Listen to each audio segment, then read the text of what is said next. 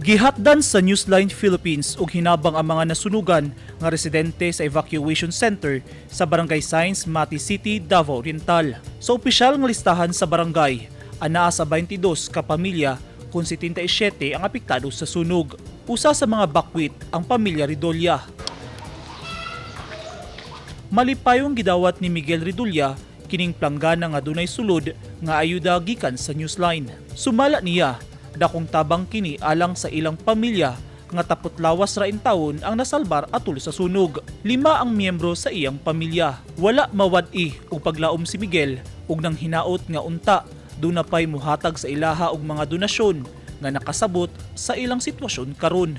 Dagko kay ko pasalamat no labi na sa among kapitan nga grabe ka supportive o kani ka responsive kay siya sa amo pag nagapasalamat pud ko sa mga private na mga sectors nga nagahatag pud sila labi na sa mga agencies na grabe ka supportive naghatag mga food, bugas, labi na sa personal necessities. So for now provided naman jud tanan no sa pagkaon sa mga suoton no namo labi na sa panlaba na provided naman tanan pero ang ako lang jud kay materyales kani dagdag materyales sa among pagpatukod sa among balay dito balik kay makabalik pa man mi dito sa area na among nasunugan.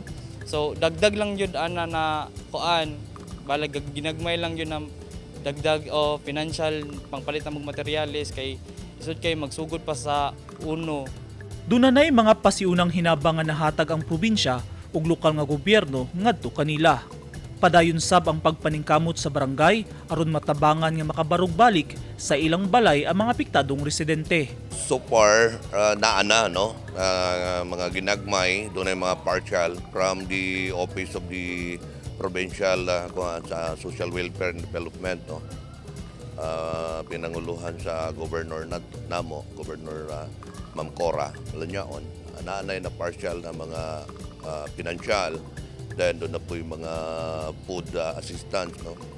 Mga rice assistance, mga goods. Then the same gyapon usab sa siyudad sa Mati, sa Mayor Michelle Rabat, uban sa City Social and Welfare and Development Office. Dapat sila na inahatag, no? Nga karon ang gi-finalize po diha po sa mua sa barangay, naka-release po mi gamay nga cash assistance sila ha. Nga isa nga among i-finalize karon na gi-meeting namo ang tanan apektado labi na kato mga house owners nga dunay totally damaged o partially damaged para ma-final nato nga makabalik na sila pagpuyo then maalalayan po sila sa mga materyales. Dugang ni Kapitan Edgar Valera na tukod sa pribadong yuta ang mga balay nga nasunog. Makigpulong si Kapitan sa tag-iya sa luna aron makatukod gihapon og balik sa lugar ang mga nasunugan.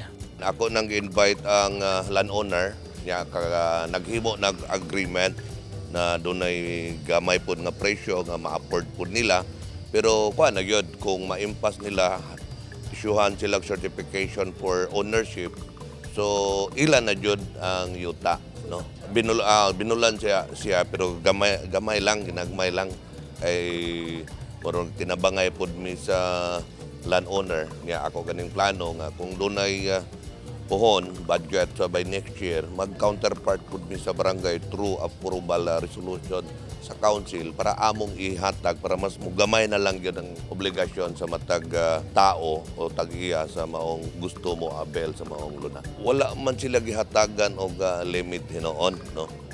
Man ay nag-down og 7,000, na nag-down og 10,000. Ang kana pong ilang nagamit ron sa pag-down kanang mga financial assistance na nadawat nila from nagkalalain sa ahensya sa gobyerno. Even from the non-government organization na apoy pipila ka mga cash assistance na nahatag nila. Nigawas sa investigasyon sa Bureau of Fire Protection nga electrical ignition nga miresulta sa arcing ang sinugdanan sa kalayon ni atong Sabado sa buntag, Setyembre 17. Posibleng dunay guna ang wire sa kuryente hinungdan nga may spark kini nga maoy tinugdan sa kalayo. 9 ka mga balay ang gilamoy sa kalayo, din 7 ang totally damaged, samtang 2 ang partially damaged. 600,000 pesos ang gibiling danyos sa insidente. Nang hinaot si Kapitan Valera nga unta do na pay moabot nga mga hinabang gikan sa mga ahensya sa gobyerno o mga pribadong sektor alang sa mga nasunugan. Misaad sab ang Newsline Philippines nga mohatag og dugang ayuda ngadto kanila.